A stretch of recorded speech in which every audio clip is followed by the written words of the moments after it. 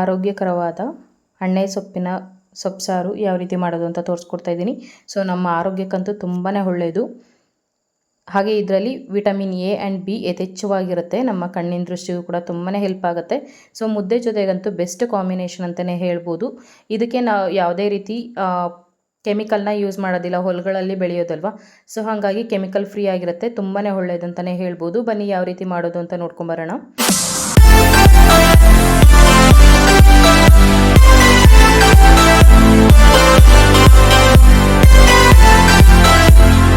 Hello welcome to home recipes. ಎಲ್ಲರೂ ಹೇಗಿದ್ದೀರಾ? I hope ಚೆನ್ನಾಗಿದ್ದೀರಾ ಅಂತ ಭಾವಿಸ್ತೀನಿ.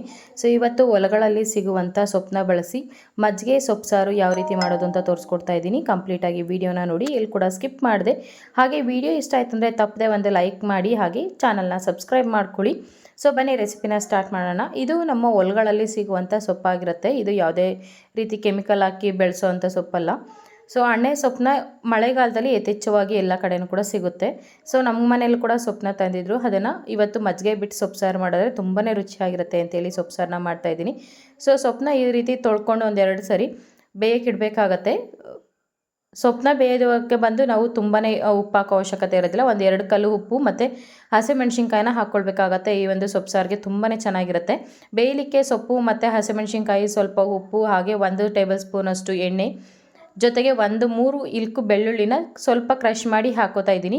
ಒಂದು 5 ನಿಮಿಷ ಈ ಸೊಪ್ಪನ್ನ ಬೇಯಿಸ್ಕೊಳ್ಬೇಕಾಗತ್ತೆ. ಸೊ ತುಂಬ ಹೊತ್ತು ಟೈಮ್ ತೊಗೊಳ್ಳೋದಿಲ್ಲ, ಬೇಗನೆ ಬೆಂದೋಗುತ್ತೆ. ಹಾಗೆ ತಂಪು ಕೂಡ ಹೌದು ಈ ಒಂದು ಅಣ್ಣೆ ಸೊಪ್ಪು. ಸೊ ಇದರಲ್ಲಿ ವಿಟಮಿನ್ ಎ ಆ್ಯಂಡ್ ಬಿ ಇರೋದ್ರಿಂದ ಸೊ ನಮ್ಮ ಕಣ್ಣು ದೃಷ್ಟಿಗೂ ತುಂಬಾ ಹೆಲ್ಪ್ ಆಗುತ್ತೆ. ಹಾಗೆ ಪಿತ್ತಕೋಶ ಡೈಜೆಷನ್ಗೆಲ್ಲ ತುಂಬಾ ಹೆಲ್ಪ್ ಮಾಡುತ್ತೆ ಅಂತಲೇ ಹೇಳ್ಬೋದು.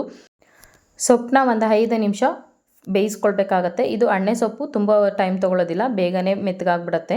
ಸೊ ಒಂದು 5 ನಿಮಿಷ ಬೆಂದ ನಂತರ ಸೊಪ್ಪು ಮತ್ತು ನೀರನ್ನ ಸಪ್ರೇಟ್ ಮಾಡ್ಕೊಳ್ಬೇಕಾಗತ್ತೆ. ಅದರಲ್ಲಿರೋವಂಥ ನಾವು ಹಸಿಮೆಣ್ಸಿನ್ಕಾಯಿನ ರುಬ್ಲಿಕ್ಕೆ ತೆಗೆದಿಟ್ಕೊಂಡು ಒಂದು 10 ನಿಮಿಷ ಸೊಪ್ಪನ್ನ ಮಜ್ಜಿಗೆ ಒಳಗಡೆ ಹಾಕಿಬಿಟ್ಟು ನೆನೆಲಿಕ್ಕೆ ಬಿಡಬೇಕಾಗತ್ತೆ. ಯಾಕಂದರೆ ಸೊಪ್ಪನ್ನ ನಾವು ಸಪ್ಪೆ ಬೇಯಿಸ್ಕೊಂಡಿರ್ತೀವಲ್ವ. ಸೊ ಹಾಗಾಗಿ ಮಜ್ಜಿಗೆ ಹುಳಿನಲ್ಲಿ ಸ್ವಲ್ಪ ನೆನಿಬೇಕಾಗತ್ತೆ. ಸೊ ಟೇಸ್ಟು ತುಂಬಾ ಚೆನ್ನಾಗಿರುತ್ತೆ. ಹಾಗೆ ಅಣ್ಣೆ ಸೊಪ್ಪು ನಮ್ಮ ಆರೋಗ್ಯಕ್ಕೆ ತುಂಬಾ ಒಳ್ಳೆಯದು. ಸೊ ಹಾಗೆ ಮಧುಮೇಹ ಇರೋರಿಗಂತೂ ಇನ್ನೂ ಒಳ್ಳೆಯದು ಅಂತಲೇ ಹೇಳ್ಬೋದು. 10 ನಿಮಿಷ ಆದ ನಂತರ ನೋಡ್ತಾ ಇರ್ಬೋದು ನಾನು ಸೊಪ್ಪನ್ನ ಸಪ್ರೇಟ್ ಮಾಡ್ತಾಯಿದ್ದೀನಿ. ಆ ಮಜ್ಜಿಗೆ ಒಳಗಡೆ ಇದನ್ನು ತುಂಬಾ ಕಲಿಸ್ಬಾರ್ದು, ಯಾಕಂದರೆ ಆಲ್ರೆಡಿ ಬೆಂದೋಗಿರುತ್ತೆ. ಸೊ ಸ್ವಲ್ಪನೇ ನೀರು ಮಜ್ಜಿಗೆನ ಸಪ್ರೇಟ್ ಮಾಡಿ ಅದನ್ನು ಒಂದು ಬೌಲ್ಗೆ ತೆಗೆದಿಟ್ಕೊಳ್ಬೇಕಾಗತ್ತೆ. ಯಾಕಂದರೆ ಮತ್ತೆ ಕಲಸಿ ತೆಗೆದ್ರೆ ಅದು ಎಲ್ಲ ಕದ್ರೋಗ್ಬಿಡತ್ತೆ. ಹಾಗಾಗಿ ನಾನು ಮೊದಲೇ ಉಂಡೆ ಮಾಡಿ ಎತ್ತಿಟ್ಕೊತಾ ಇದ್ದೀನಿ. ಒಬ್ಬೊಬ್ಬರಿಗೆ ಒಂದು ಉಂಡೆಯನ್ನು ಅಳತೆನಲ್ಲಿ ಮಾಡಿ ಇಟ್ಕೊತಾ ಇದ್ದೀನಿ, ನೋಡ್ತಾ ಇರ್ಬೋದು.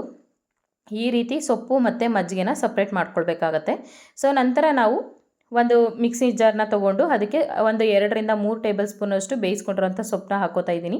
ಅದ್ರ ಜೊತೆಗೆ ಒಂದು 4 ರಿಂದ 5 ಇಲಕು ಬೆಳ್ಳುಳ್ಳಿ, ಸ್ವಲ್ಪ ಜೀರಿಗೆ, ಒಂದು ಸ್ವಲ್ಪ ಮೆಣಸು ಹಾಕೋತಾ ಇದ್ದೀನಿ, ಒಂದು 4 ರಿಂದ 5 ಕಾಳು, ಸ್ವಲ್ಪ ಕೊತ್ತಂಬರಿ ಹಾಕ್ಕೊಂಡು ಅದ್ರ ಜೊತೆಗೆ ಜೀರಿಗೆಯನ್ನು ಸೇರಿಸ್ಕೊಂಡು ರುಬ್ಕೊಳ್ಬೇಕಾಗತ್ತೆ. ಸೊ ರುಬ್ಕೊಳ್ಳೋವಾಗ ನಾವು ನೀರನ್ನ ಹಾಕ್ಕೊಳ್ಬಾರ್ದು. ನಾವು ಮಜ್ಜಿಗೆ ಏನು ಪ್ರಿಪೇರ್ ಮಾಡ್ಕೊಂಡಿರ್ತೀವಲ್ಲ ಆ ಒಂದು ಮಜ್ಜಿಗೆನೇ ನಮಗೆ ರುಬ್ಬಲಿಕ್ಕೆ ಎಷ್ಟು ಬೇಕೋ ಅಷ್ಟು ಹಾಕ್ಕೊಂಡು ಫೈನ್ ಪೇಸ್ಟ್ನ ಮಾಡ್ಕೊಳ್ಬೇಕಾಗತ್ತೆ. ಈ ಒಂದು ಸಾಂಬಾರಂತೂ ಸೂಪರಾಗಿರುತ್ತೆ. ಹಾಗೆ ಕ್ವಿಕ್ಕಾಗಿ ಆಗುವಂಥ ಸಾಂಬಾರು. ಸೊ ಇದಕ್ಕೆ ಯಾವುದೇ ರೀತಿ ಎಣ್ಣೆ ಬೆಣ್ಣೆ ಯಾವುದು ಕೂಡ ಇರೋದಿಲ್ಲ, ಯಾವುದೇ ಒಗ್ಗರಣೆ ಕೂಡ ಹಾಕೋದಿಲ್ಲ.